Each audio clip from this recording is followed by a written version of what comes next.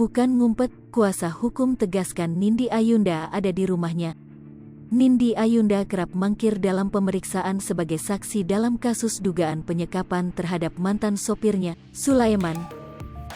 Banyak yang menyebut jika Nindi Ayunda berusaha untuk menghindari dari panggilan penyidik Polres Metro Jakarta Selatan, termasuk Nikita Mirzani yang menuding Nindi Ayunda ngumpet atau bersembunyi menghindari pemeriksaan kasus dugaan penyekapan yang menyeret namanya.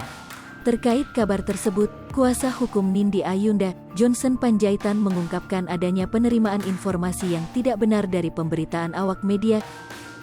Johnson menegaskan jika Nindi saat ini masih berada di rumahnya.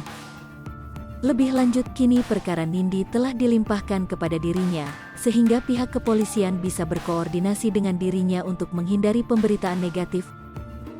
Diketahui, Nindi Ayunda 2 kali mangkir panggilan penyidik. Nindi tak hadir 2 kali panggilan polisi, yaitu pada tanggal 30 Juni dan tanggal 11 Juli tahun 2022.